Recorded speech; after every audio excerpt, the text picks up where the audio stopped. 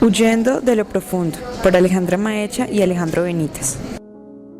Después de tanto tiempo me siento defraudado. Miró hacia la calle y nostálgicamente finalizó.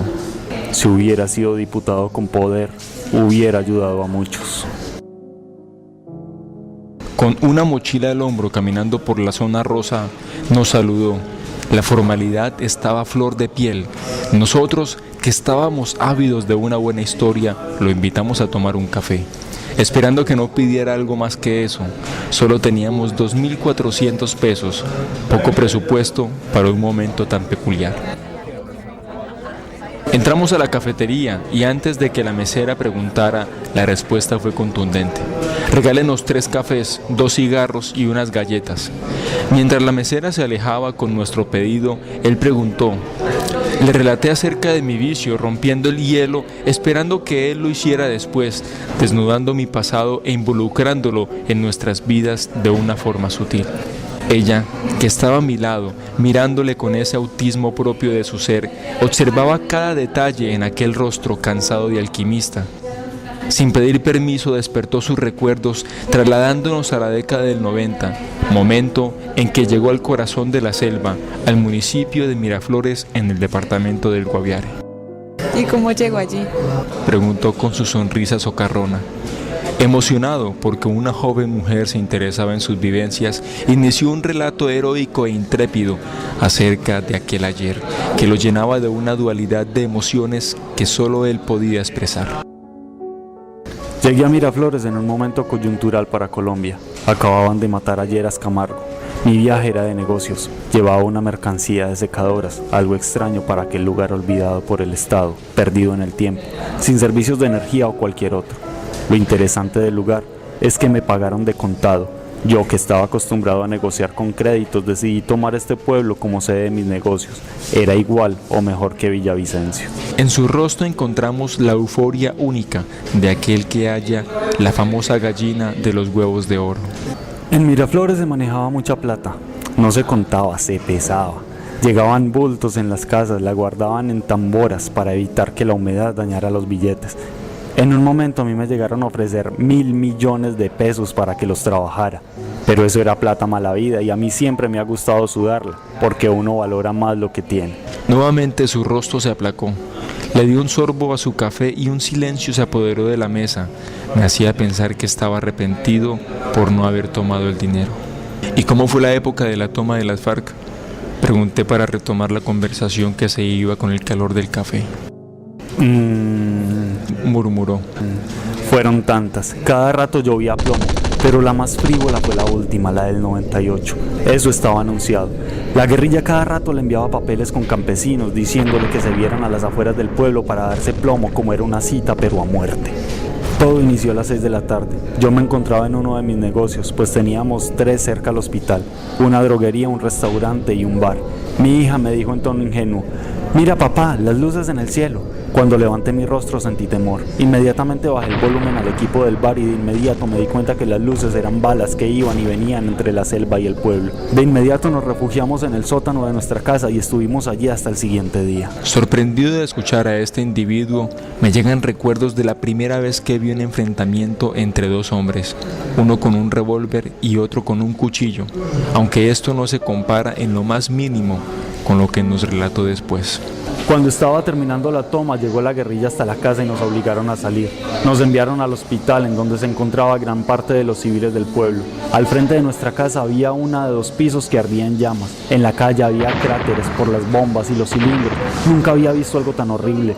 Hasta conocí el cerebro humano cuando vi a un policía asesinado por un tiro de fusil a una distancia como de aquí al carro que está al frente. Mientras nos dice esto, señala un automóvil que está parqueado al frente del café, a 25 metros de distancia. El hombre estaba tirado al pie de una cerca y parte de su cráneo y cerebro estaban colgando en el alambre de púas. Después saquearon mis negocios, se llevaron la droga, gasas, inyecciones y todo lo necesario para curar a sus heridos. También desocuparon el restaurante y el bar. Ahí tenía un surtido como de 5 millones, que en esa época era mucha plata. Ahí me dejaron un recibo para que después fuera a cobrarle. Pero qué va, yo nunca fui. Mirando hacia el frente, El hombre posa sus manos en la mesa y aprieta sus labios en un gesto de dolor, intensificando la atmósfera de intriga que nos cubría como un manto en aquel momento. Nuevamente un mutismo invade nuestros rostros, resultado de tanta descarga emocional. Bebo un poco de café y lo combino con mi cigarro que absorbo fuertemente. Giro mi cabeza y la encuentro a ella, absorta en el relato. Con intención de saber más datos, pregunta toscamente: ¿Y qué pasó después? Cuando terminó la toma, los aviones y helicópteros del ejército no pudieron hacer nada. Algunos soldados fueron secuestrados y otros huyeron por la selva. La guerrilla definitivamente había tomado el control del pueblo. Uno de esos días llegó a mi restaurante un jefe llamado Romaña, acompañado de otro jefe apodado Gafas, a quien recientemente capturaron en la Operación Jaque cuando liberaron a Ingrid Betancourt y 11 soldados.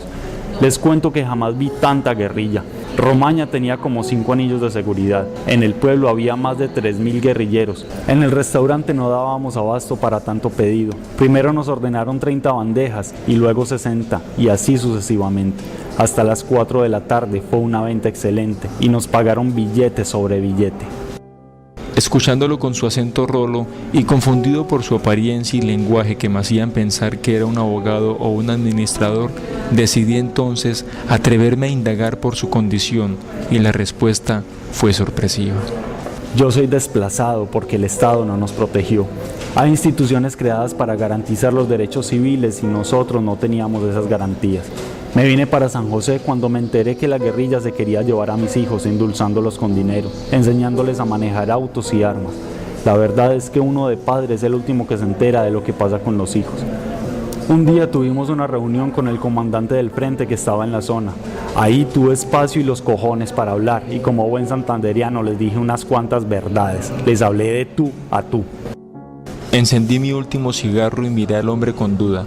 No sabía si creerlo o asombrarme. Nadie tiene tanto valor para enfrentar a las FARC de esa forma. La miré a ella con su rostro emocionado, encendido en pasión hacia la historia de Miraflores y descubriendo más adelante que lo dicho por aquel hombre acerca del fuego cruzado se asimilaba a algo que ella había vivido en su niñez. Yo le pregunté al comandante si esta reunión era democrática y él me respondió que sí. En ese momento me llené de valor y lo que dije no les gustó mucho. Les manifesté mi descontento por la ideología, la forma en que se llevaban a los menores violándoles sus derechos. Les dije que no estaba de acuerdo con que les enseñaran a manejar armas o carros robados. Ese día me desahogué.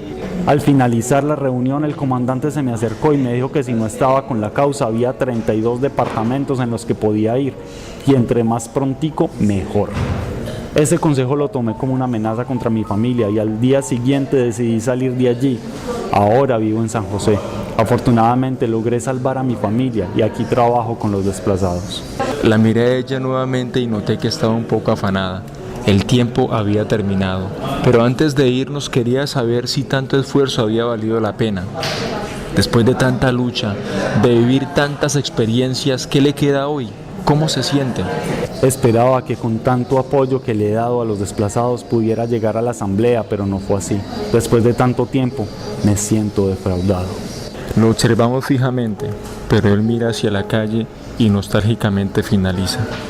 Si hubiera sido diputado, con poder, hubiera ayudado a muchos.